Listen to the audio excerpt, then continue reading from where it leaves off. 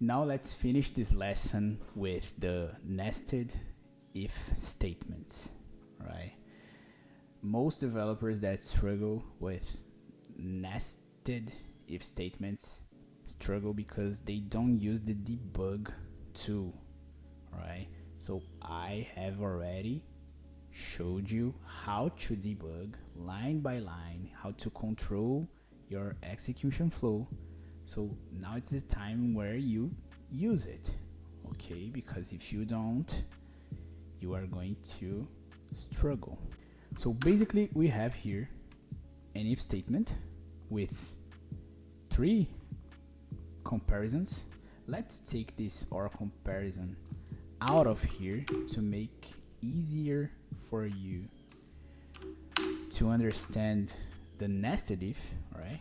So now we have this condition: if the person is older than 18 and has a driver's license, the person can drive. Simple as that, right? But life is not simple as that. It's not only basically 2 criteria that defines if something can be done or not. In general, it's like a group of criteria, right? Especially in programming, right? So life's not that easy. If it was that easy, anyone would be a good programmer. All right. So in this case, let's add some complexity here.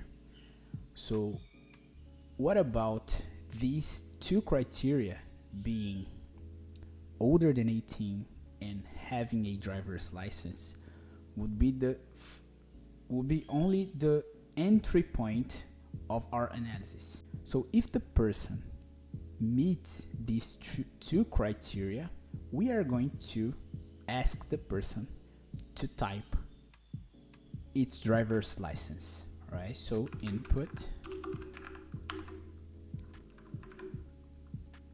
type, please type your DL number, right? So if the person is 18 years old or older and has a driver's license, we are not telling that the person can drive.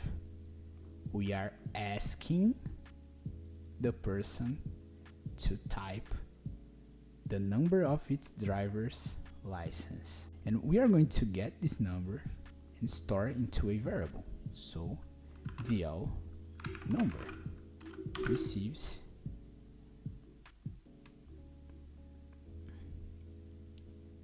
the result of this, right? So the person is going to type, we are going to store temporarily here, and instead of telling that the person can drive, we are going to perform another if statement here to check if this driver's license number that the person typed is valid. Make sense? Right? So ask the person the driver's license number. Here we are going to validate if, check in case it's better, check if the drivers, the DLs is valid. So let's pretend that valid driver's licenses have 7 digits. Okay, so if we want to discover how many digits some string have, how many characters in this case a string has, we can use the function len. All right, so len, we can pass as a parameter the variable that has the data, so DL number. So basically this returns the amount of characters that this data has. So we hypothetically are validating, right? So we are pretending that a valid driver's license has 7 characters. So if the return of this, that is basically the number of characters that this data has, is equals to 7, now we can here print that the person can drive. Alright, so name can drive. Else print your DL looks fake. Alright, so this is not a how do I say, business rule. This is not a true validation rule. Alright, I don't know how to validate a driver's license basically, okay, but let's pretend that valid driver's licenses have 7 digits. Okay, so if len DL number is equals to 7, if the amount of characters of these data that the user inputted here is equal 7, the person can drive, because we assume that it has a valid driver's license. But if it doesn't have this amount of characters, we're going to say that it looks fake. Okay, so let's save it, let's run, and Felipe can't drive. Why? Let's see the data. So Felipe doesn't have a driver's license. So let's put true here. Now Felipe has a driver's license. Let's see what happens. So it already passes here and asked us to type the driver's license. So let's type. My driver's license is 1223-ABC. Let's see if I can drive. Felipe can drive. Let's do it again. Please type. Oh, my driver's license is blah blah blah. UDL looks fake. So that's the power of a nested if, and we could improve this. We could put another if inside of this. So for example,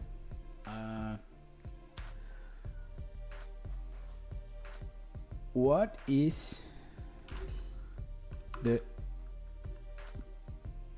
expiration year of the driver's license?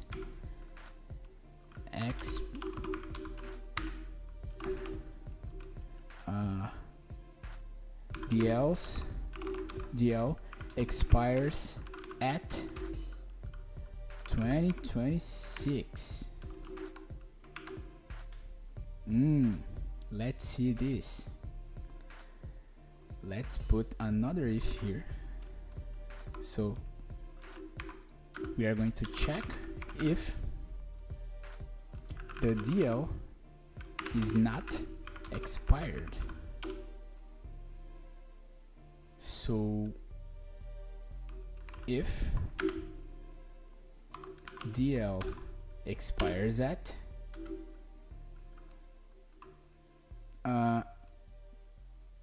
what year we are now, 2026, so expires if the expiration date is greater or equals than 2026,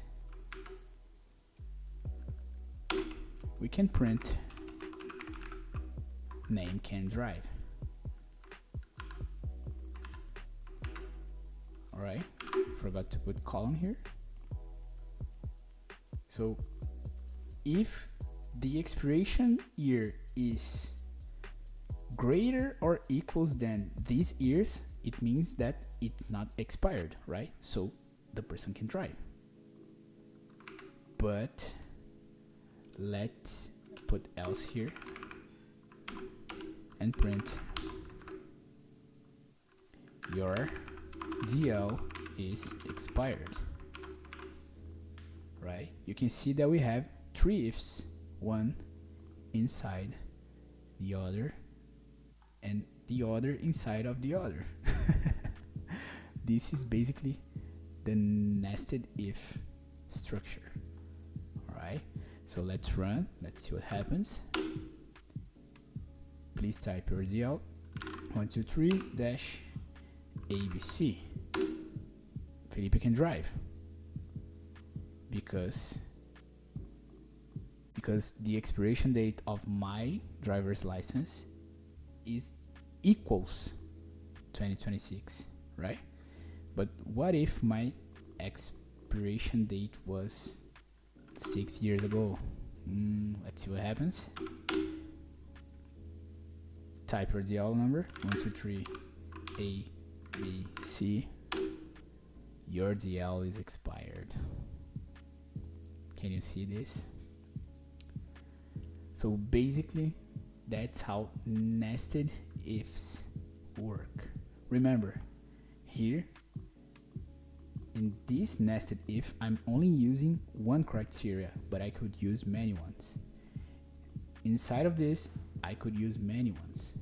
I could use, in fact, instead of 2 if else's, I could take this off and put both criteria here.